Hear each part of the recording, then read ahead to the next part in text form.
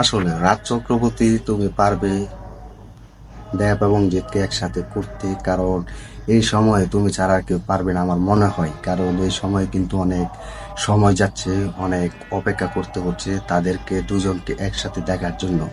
তো সেই সময় কিন্তু দুই পৃথিবী মুভি যখন এসেছিল বাজারে এবং হলগুলোতে, দর্শকদের মুখে এবং ভক্তদের মুখে শুধু একটাই নাম ছিল যে রাজ চক্রবর্তী দারুণ একটা ছবি মানিয়েছেন। এই মুভি দিয়ে তিনি অনেকটা এগিয়ে গিয়েছেন, হলগুলো কিন্তু তিনি তাক লাগিয়ে দিয়েছিলেন। তো সেই সময় তো সবাই কিন্তু দুই পৃথিবী মুভি কিন্তু সবার মুখে মুখে শোনা যাচ্ছে। তো এই সময়টা কিন্তু এখন আর আমরা পাচ্ছি না। তো সেই সময় কিন্তু তারা, যে ভক্তরা ছিল, তারা হয়তো কল্পনা করতে পারছিল না যে দুই পৃথিবী মুভিতে আমরা জিৎ এবং দেবকে একসাথে দেখতে পাবো। তো তারা কিন্তু এটা কোনোদিন কল্পনা করতে পারেনি। তো তাদের মুখে কিন্তু এক নতুন কল্পনা দিয়েছিলেন রাজ চক্রবর্তী। তাদের মুখের হাসি ফোটাতে কিন্তু সেই মুভিটা কিন্তু রিলিজ দিয়েছেন এই রাজ চক্রবর্তী। তো সেই দুই পৃথিবী মুভিটা যখন হলে রিলিজ দেওয়া হয়েছিল, অনেক জনপ্রিয়তা পেয়েছে এবং সাকসেসফুল হয়েছে। দুই পৃথিবী মুভির গানগুলো কিন্তু এবং ডায়লগগুলো কিন্তু সেই অনুযায়ী কিন্তু ভালো লেগেছে। তো দেবের মুখে শুধু একটাই কথা, বস বস। জিতকে আমরা দেখতে পাচ্ছি, তো জিতকে কিন্তু দেব বলেছিল বস। তো জিতের সাথে যখন দেবের দেখাটা হয়, তো সেই দেখায় অনুভূতি ছিল এক অন্য লেভেলে, তো মারাত্মক লেভেলে কিন্তু অনুভূতিটা ছিল। যখন একটি বাইকের দাম নিয়ে দেবে, যখন বাইক নিয়ে বিক্রি করতো, তো সেই বাইকের পরিচিত হয়ে কিন্তু জিতের সাথে কিন্তু দেখা হয় তার একটা, সেখান থেকে কিন্তু বস এবং একটা অন্য লেভেলের ক্যারেক্টার হিসেবে জয়েন হয়। তো সেই সময় কিন্তু দর্শক এবং হল মালিকরা কিন্তু খুশি হয়েছিল যে তাদের দুজনকে আবারও একসাথে দেখতে পারাটা এবং পেয়ে। এখন কিন্তু সেটা হচ্ছে না। তো এখন সময় যদি বলি আমি, সেই মুভিটা যদি এখন রিলিজ হতো, তাহলে আমি বলতে পারতাম যে এই মুভিটা 50 কোটি অনায়াসে আমার ইনকাম করতে পারতো, বা 100 কোটি পর্যন্ত ইনকাম করে দেখিয়ে পারতো। কারণ এটি যদি এবার বাংলাদেশে রিলিজ হতো তাহলে আরো বেশি জনপ্রিয়তা পেত।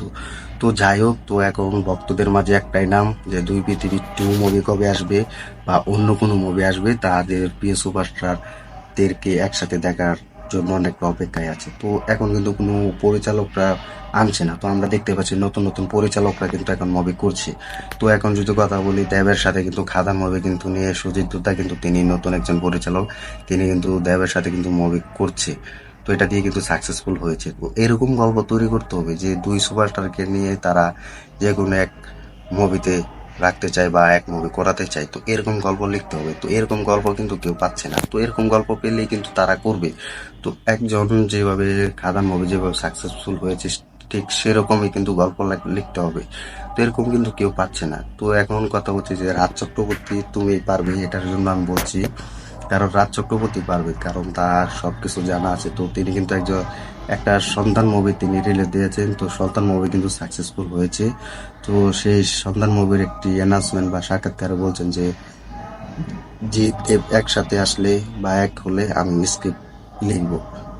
তার মুখ থেকে কিন্তু এটা আমরা শুনেছি। তাহলে দেবজিৎ একসাথে হলে বা এক হলে তিনি কিন্তু মুভির স্ক্রিপ্ট লেখা শুরু করবে। তো এটা শুনে সব থেকে বেশি খুশি হয়েছি। তো যাই হোক, রাজ চক্রবর্তী কিন্তু দুই পৃথিবী 2 মুভি হোক, যে কোনো অন্য মুভি হোক, তিনি নিয়ে আসবেন। তো এটাও আমরা চাই যে দুই পৃথিবী 2 মুভি হোক বা অন্য মুভি হোক, আমাদের এই বীর সুপারস্টার দুইজনকে একসাথে দেখতে পাই, দেব এবং জিৎকে। তো আবারও যেন মার্কেট গরম হোক এবং বাংলা ইন্ডাস্ট্রি আবার দেখতে পাক যে আমাদের প্রিয় সুপারস্টার জিৎ এবং দেব আবারও হল দখল করতে যাচ্ছে, বলিউডকেও টক্কর দেওয়ার ক্ষমতা রাখছে এবং আছে। তো বলিউডের মুভিগুলোকে সাথে তিনি যেসব মুভি করবে সেসব মুভিগুলো যেন টক্কর দেওয়ার ক্ষমতা রাখে। তো টলিউড বাংলা ইন্ডাস্ট্রি তারাও দেখিয়ে দিতে পারবে বলিউডকে যে আমাদের বাংলা ইন্ডাস্ট্রিতে কেন এরকম মুভি ইনকাম করতে পারবে না।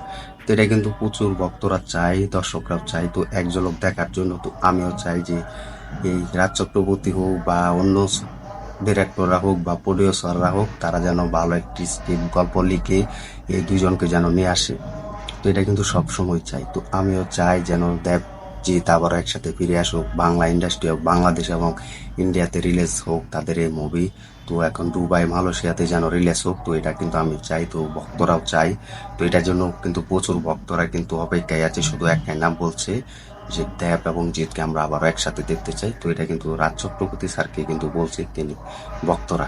তো আমিও বলছি, তো তুমি আমি সবাই কিন্তু বলছে যে রাজ চক্রবর্তী খুব তাড়াতাড়ি যেন এই দুই সুপারস্টারকে একসাথে মুভি করাতে নিয়ে আসে এবং নতুন মুভি তৈরি করতে আসে। তো এটা কিন্তু সবাই বলছি। তো তোমরা কমেন্ট করে জানিয়ে দাও, রাজ চক্রবর্তী হোক, অন্য পরিচালক হোক, যে কোনো প্রডিউসাররা হোক, তারা যেন আমাদের এই প্রিয় সুপারস্টার জিৎ এবং দেবকে এক ফিল্মে এক মুভিতে যেন নিয়ে আসতে পারে। তো এটা কিন্তু আমরা সকলে চাই। তো কমেন্ট করে জানিয়ে দাও। তো ভিডিওটি ভালো লাগলে লাইক কমেন্ট করে শেয়ার করে সাথে থাকবে। আর আমাদের ইউটিউব চ্যানেল নতুন হয়ে থাকলে চ্যানেলটি সাবস্ক্রাইব করে দিও। দেখা হবে নতুন ভিডিও নিয়ে, নতুন আপডেট নিয়ে। তো ধন্যবাদ সবাইকে এতক্ষণ সাথে থাকার জন্য।